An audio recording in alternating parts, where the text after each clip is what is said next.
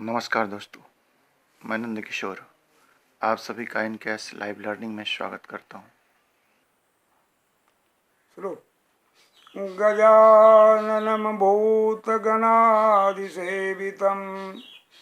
कपित्थजम्बुफलचारुभक्षणम् उमासुतमशोकविनाशकारकं नमामि विघ्नेश पादपङ्कजम्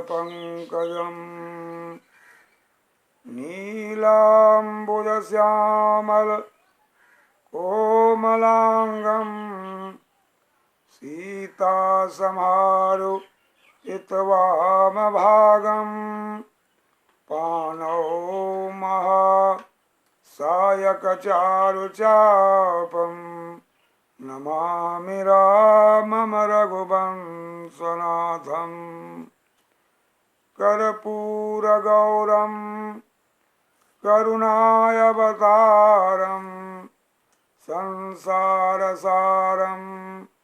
भुजगेन्द्रहारं सदा वसन्तं हृदयारविन्दे भवं भवानी सहितं नमामि। अतुलितबलधामं हेमशैलावदेहं धनुजवनकृशानं ज्ञानीनामग्रगण्यं सकलगुणनिधानं वानराणामधीशं रघुवरप्रियभक्तं वातजातं नमामि। सर्वमङ्गलमाङ्गल्ये शिवे सर्वार्थसाधिके शरण्ये त्र्यम्बिके गौरी नारायणी नमोस्तुते। श्रीराम जय राम जय जय राम जय सिया राम जय जय हनुमान। श्री राम जय राम जय जय राम जय सिया राम जय जय हनुमान। मंगल भवन अमंगल हारी उमा सहित जेहि जपत पुरारी। मंगल भवन अमंगल हारी द्रवहु सदशरथ अजिर बिहारी। अमित रूप गुण सागर थाह कि पावै कोय संतन सन जस किछु सुनऊं तुम्हि सुनाई बसो। श्री राम जय राम जय जय राम जय सिया राम जय जय हनुमान। करन चाहो रघुपति गुण गा अवगुण मोर चरित अवगाहा। भगवान की कृपा करन चाहूं रघुपति गुण गाहा रघुपति चरित अवगाहा। भगवान का चरित्र बिल्कुल अवगाहन है। करन चाहूं रघुपति गुण गाहा। सारे भक्त लोग, सारे संत लोग, सारे जिज्ञासु लोग, श्रोता वक्ता लोग भगवान की कथा को सुनने के लिए सबके सब लोग अति आनंदित रहते हैं। तो ऐसे भगवान की कथा जो है, भगवान की कथा कैसी है? हरि अनंत हरि कथायनंता कहि सुनहि अस गावई संता। हरि अनंत, भगवान अनंत हैं, जिसके अंत की सीमा नहीं। तो उनकी कथा में भी अनेक अनेकानेक अनंत ही हैं, जिनके कथा का अंत नहीं है। तो इस भगवान की कथा को सुनने वाले लोग, कहने वाले लोग भी अनंत हैं। इस कथा का अंत किसी संतों ने, किसी महात्माओं ने यह नहीं कहा कि भगवान की कथा का अंतिम रूप क्या है। सब के सब लोग, तुलसीदास जी ने लिखा कि श्रोता वक्ता ज्ञान निधि, सुनने वाले भी और कहने वाले भी, वो दोनों ज्ञान निधि होना चाहिए। क्योंकि श्रोता यदि बिल्कुल समझने लायक नहीं है, भगवान को समझते ही नहीं, कथा में तो आते हैं लेकिन भगवान की कथा में उन्हें मन नहीं लगता है, तो तुलसी बाबा ने कहा श्रोता बकता ज्ञान निधि कथा रसिक हरिदास। ज्ञान निधि, यदि श्रोता भी ज्ञान निधि हो और वक्ता भी ज्ञान निधि हो, तब क्या होगा? तो आज के श्रोता लोग कहते हैं कि हम तो इस कथा को, इस चीज को मैं जानता हुई हूं, इसे क्या कहा जाए। लेकिन गोस्वामी ने लिखा कि राम चरित जे सुनत अघाई, रस विशेष जाना तीन नाही। तुलसी बाबा कहते हैं कि राम की कथा को सुनने वाले लोग जो यह कह देते हैं कि मैं अघा गया, भगवान की कथा सुन ले, अब क्या सुना जाएगा, तो रस विशेष जानाते ही नहीं। रस वही रस, भगवान की रस को, भगवान की कथा को सुनने वाले लोग उस रस को नहीं जान पाए। हमारे सबसे कथावाचक और श्रोता भी कौन है? सबसे रामचरितमानस के रचने वाले, लिखने वाले, कहने वाले हमारे भोलेनाथ अवधर रानी शिव जी हैं। रचि महेश निज मानस राखा, पाय सुसमय शिवासन भाखा। वो पार्वती, वो कैसी थी कि पति देवता सुती अमनी, मातु प्रथम तव रेख, महिमायमित न कही सकहीं, सहस शारदा शेष।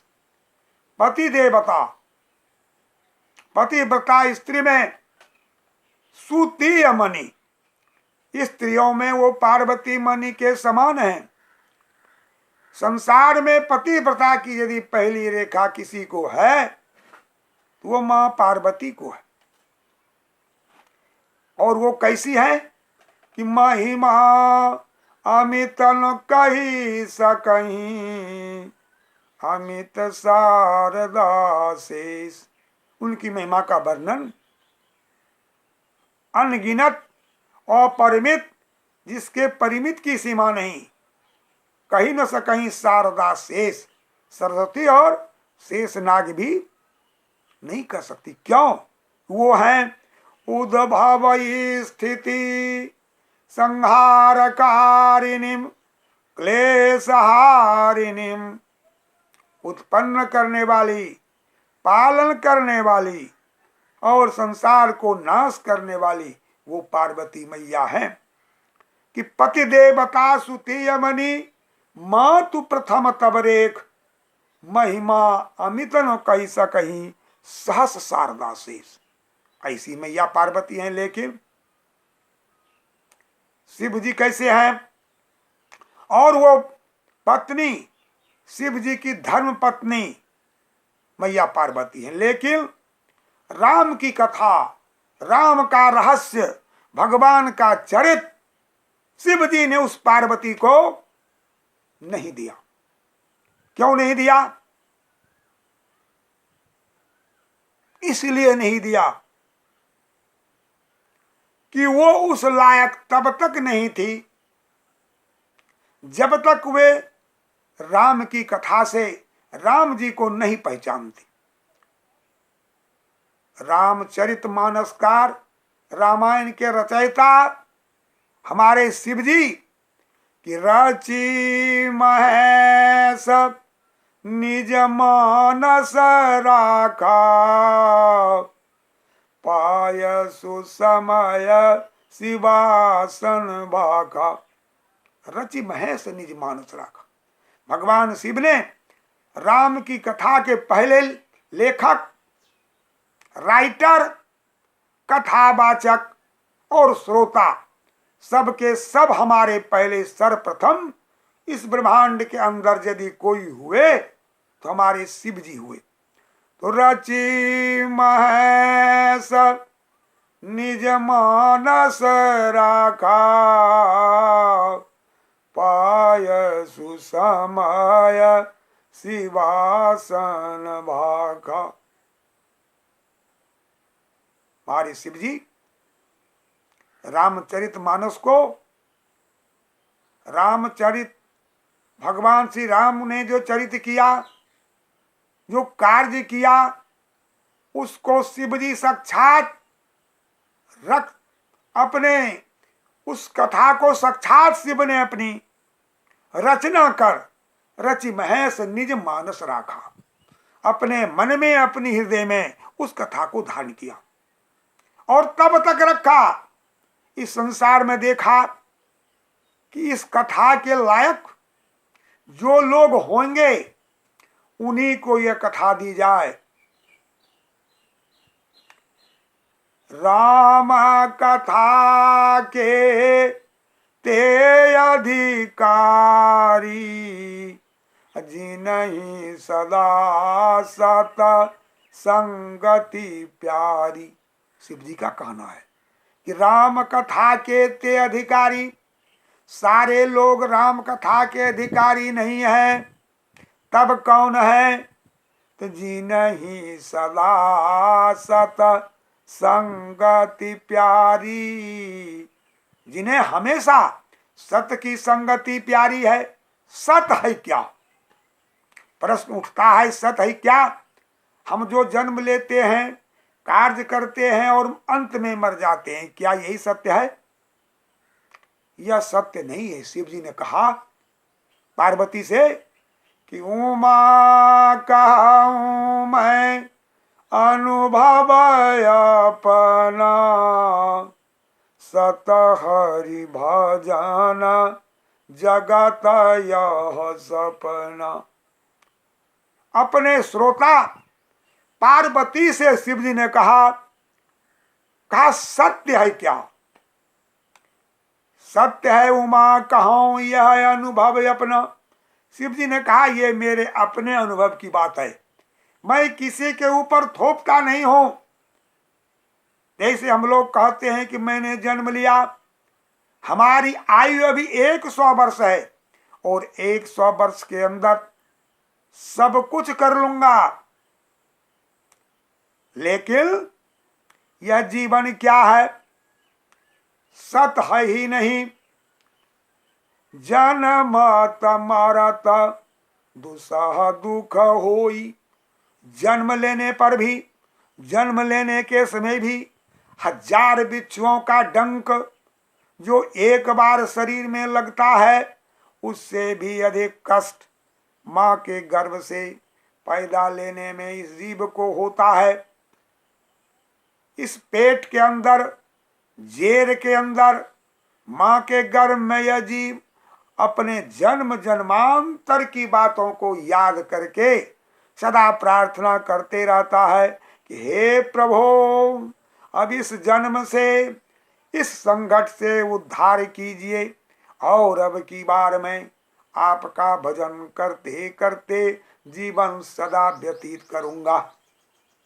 लेकिन जब अपनी माँ के गर्भ से जीव पैदा लेता है तो पहले ही रोता है और कहता है कहाँ कहाँ कहाँ, कि मैंने कोई आज तक कुछ किया ही नहीं, कुछ मेरे पास है नहीं, मैं सदा इस तरह की हूं। क्यों?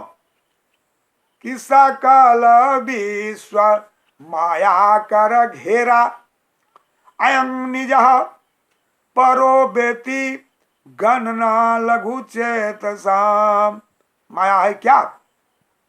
मैं अरु मोर तोरते माया, यही जग किन्हे जीवन काया। तो अयं निज परो बेति, यह मेरा है, यह दूसरे का है। ये भावना जब मन में आ जाती है तो माया का सकल परिवार मनुष्य के ऊपर छा जाता है और वह जीव जन्म लेने के बाद भुला जाता है। तो शिव जी कहते हैं कि यह जीव सत्य को जान नहीं सकता, जीवन भर अपने काम में झूठ फरेबी के करने में, एक का दो करने में लगा रहता है और अंत में फिर वही, तो यह माया का फेरा जाता नहीं है। तो शिव जी कहते हैं तुमा कहूँ मैं अनुभव अपना, सत हरि भजन जगत यह सपना। यह कथा शिव जी ने मैया पार्वती से कब कहा? पहले तो शिव जी रची महेश निज मानस राखा, पायसु समय शिवासन बाका। उस राम कथा को शिव जी ने रचकर अपनी हृदय के मानस पटल में बड़ी संजोग से रखा और तब तक रखा लाखों वर्ष। पायसु समय, और सु समय मैया पार्वती के हृदय में कब आया? सुसमय का प्रादुर्भाव मैया पार्वती के हृदय में कब आया? कब आया? जब मोह सकल व्याधिन कर मूला, जब उनका मोह छूटा। और कब छूटा? एक बार मैया पार्वती और शिव जी संग अगस्त मुनि के आश्रम से इन्हीं भगवान की कथा सुनाकर आकाश मंडल से जा रहे थे और उसी समय, उसी वक्त हमारे नटवर, हमारे जगत नियंता, हमारे परब्रह्म परमेश्वर परमावतार वैकुंठाधिपति महात्मा भगवान श्री राम का अवतार हो चुका था। माता कैकेयी और पिता ने उन्हें 14 वर्ष के लिए वनवास भेज चुका था। उनकी स्त्री सीता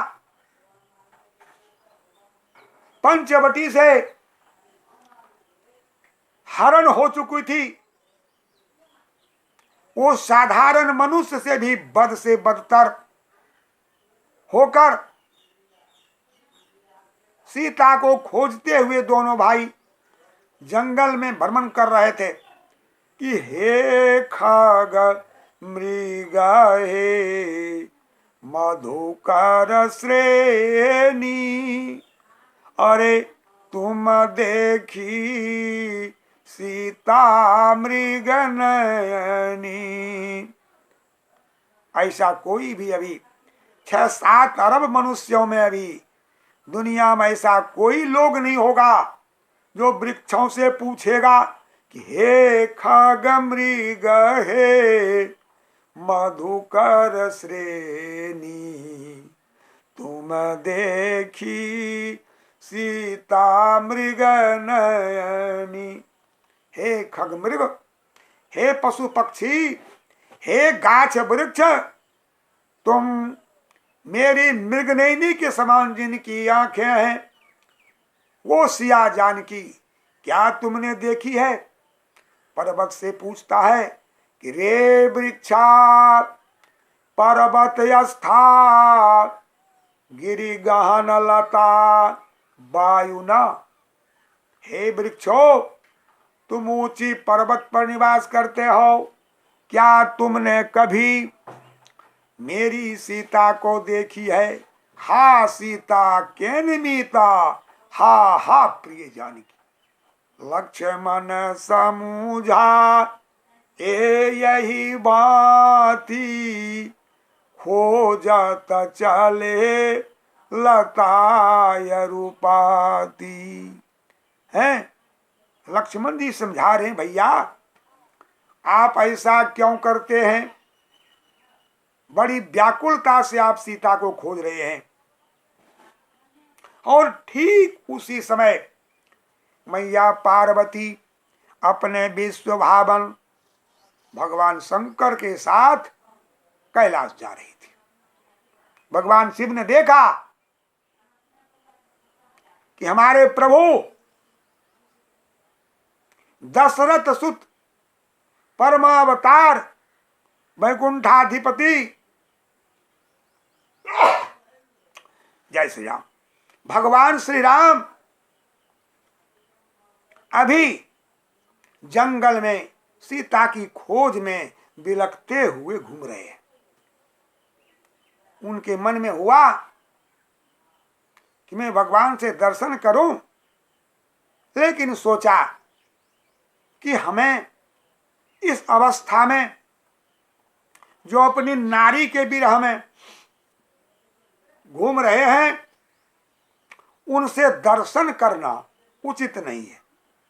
बड़ी मन में प्रसन्नता हुई और प्रसन्न होकर उन्होंने कहा, जय सचिदा नंद जग पावन, आशा कही चले मनोजन सावन।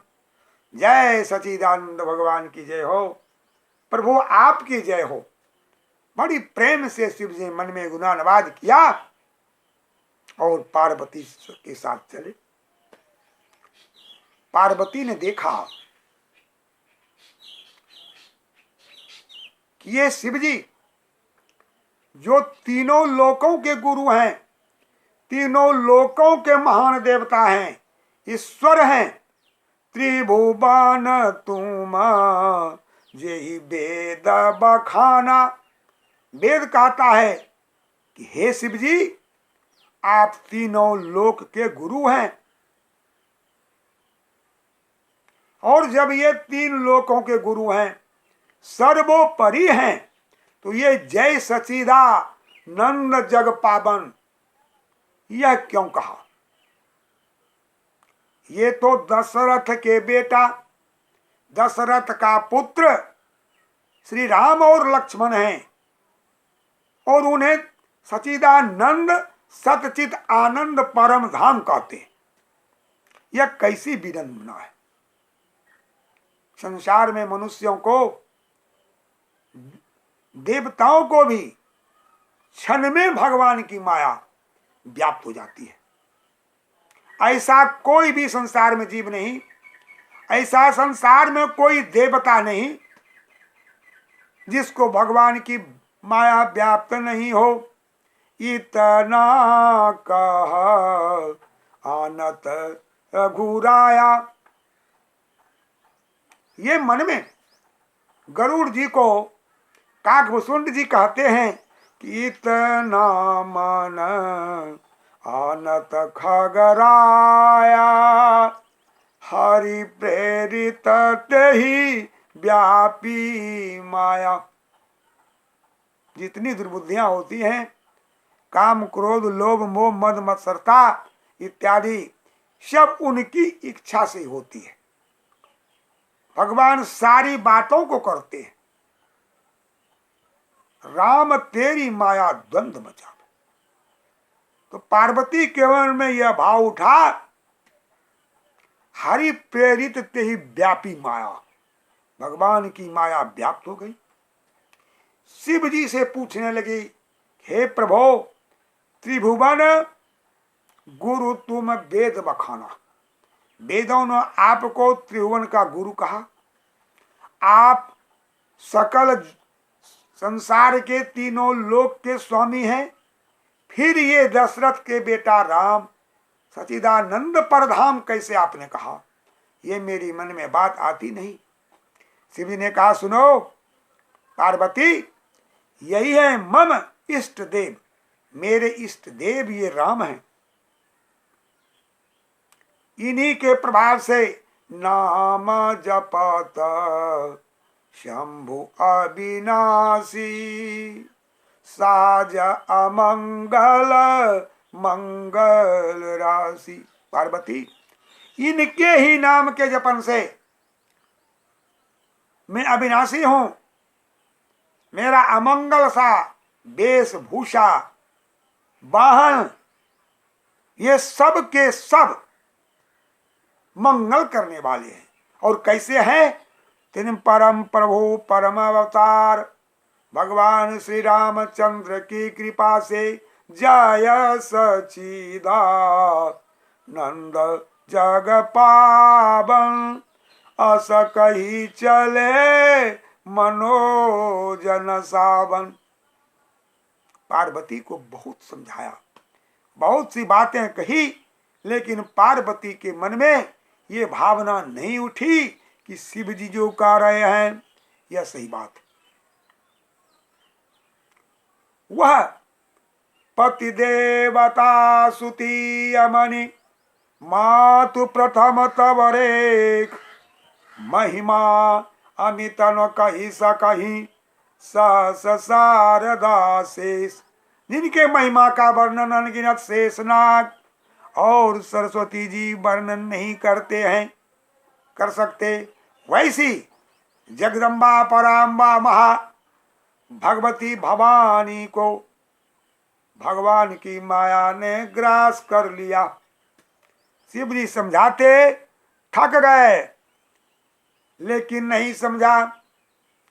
शिव जी ने सोचा कि इनके ऊपर भगवान की माया व्याप्त है।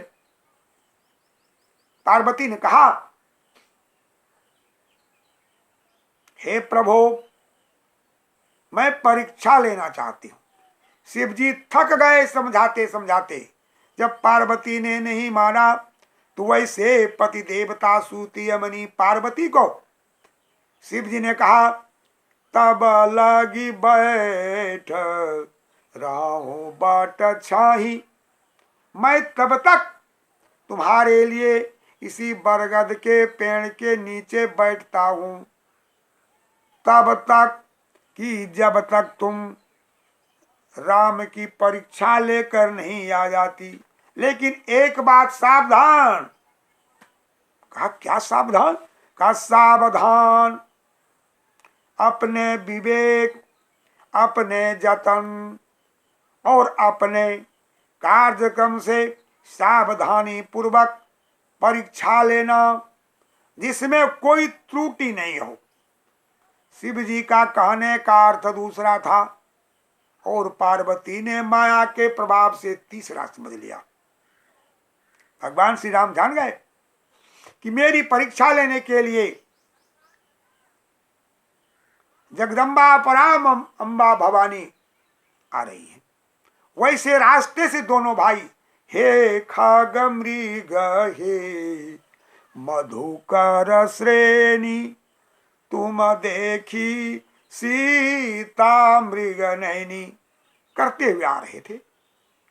पार्वती ने सोचा कि अपनी प्रिया महारानी सीता को खोजते हुए आज रहे हैं, छोटी सी बात मन में आई, तो मैं अभी क्यों नहीं सीता बन जाऊं और इनकी परीक्षा लूं। साधारण सी बात कि ये मुझे पहचानते हैं कि नहीं, इसी में मैं पहचान लूंगी।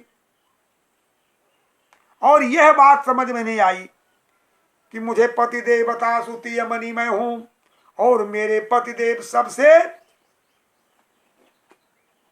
सबके स्वामी हैं। ये समझ में बात मैया पार्वती को नहीं आया।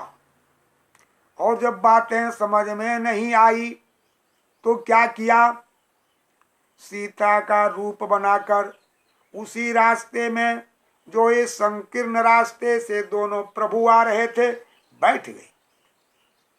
भगवान ने तो दूर से ही पहचान लिया कि सती साध्वी सती शिरोमणि भवानी है। लक्ष्मण यह मर मनो जाना। लक्ष्मण जी घबरा गए कि बीच में कहां से कौन आ।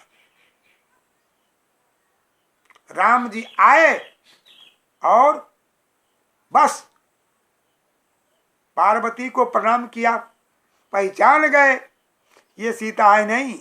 विपिन अकेली फिरहु के ही हेतु, आपके वृष के तू, आपके शिव जी कहाँ हैं जो इस जंगल में अकेली तुम विचरण क्यों करती हो।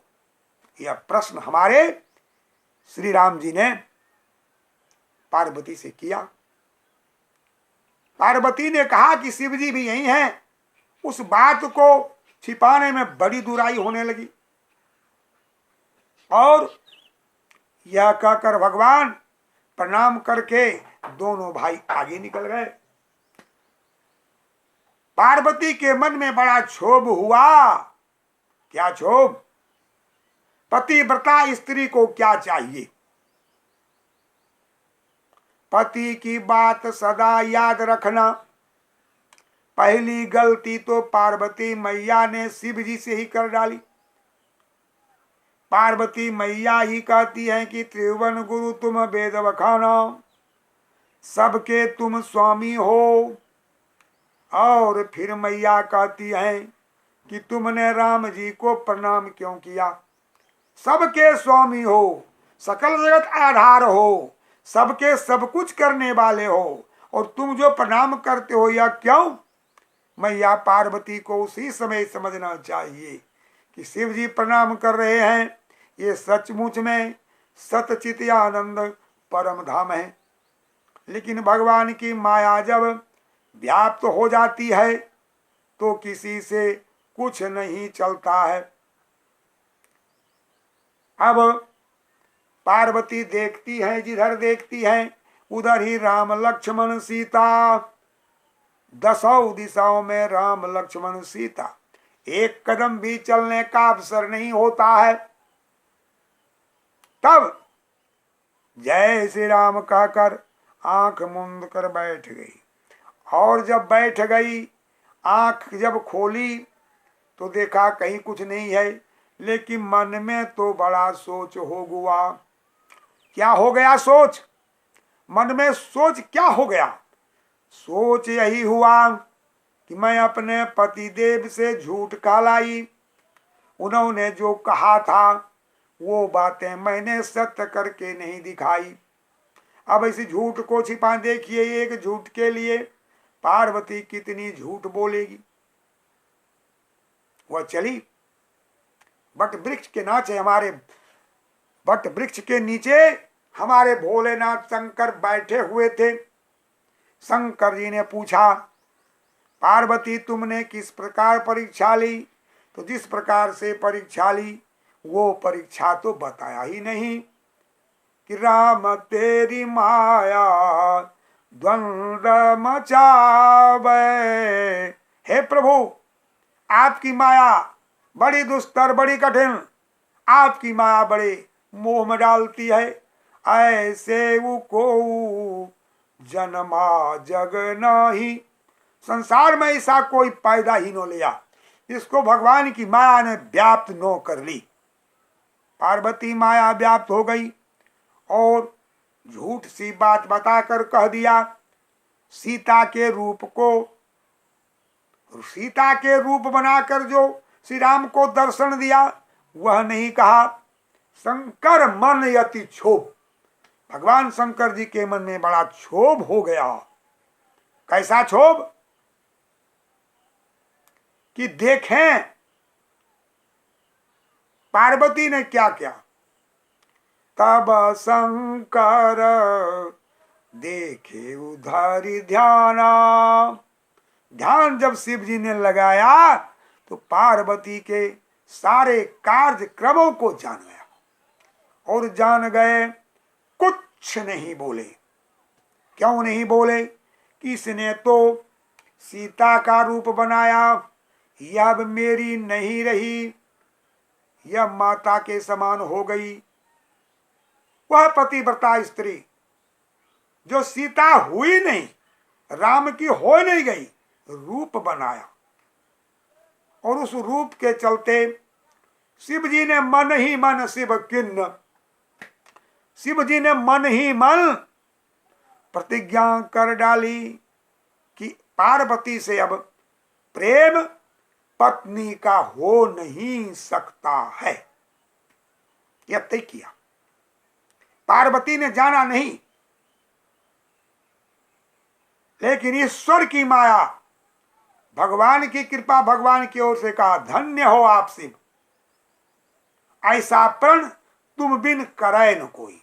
आपके बिना ऐसी प्रतिज्ञा, ऐसी निष्ठा, ऐसा उदाहरण पेश करने वाला तीनों लोक में कोई देवता, असुर, दानव, मानव कोई नहीं।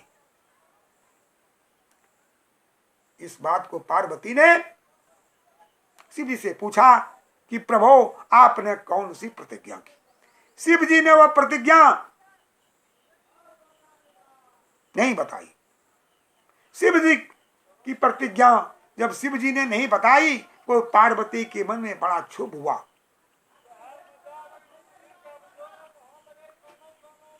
मन में यह सोचने लगी कि अब मैं क्या करूं। पार्वती की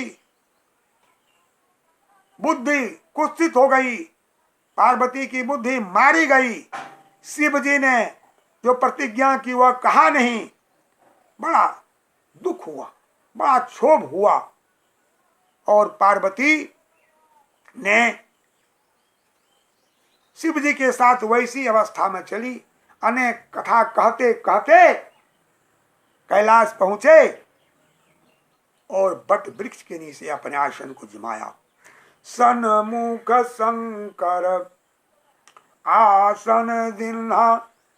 शिव जी सदा अपनी प्रिया को बाएं जांग पर बैठाया करते थे, लेकिन उस दिन से उन्हें सन्मुख आसन दिया और कहते कहते शिव जी की समाधि 87,000 वर्ष की लग गई।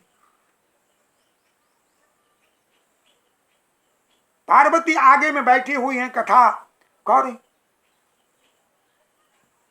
लेकिन जब कथा तो विस्तृत हो जाती है और जब वह पार्वती अपने पिता के यज्ञ में शिव जी के अपमान के चलते जलकर मरी और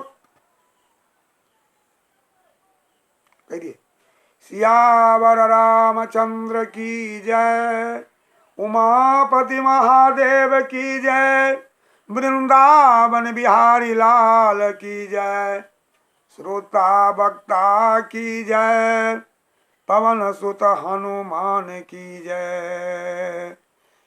अब मैं कथा को यही विराम देता हूँ। जय श्री राम।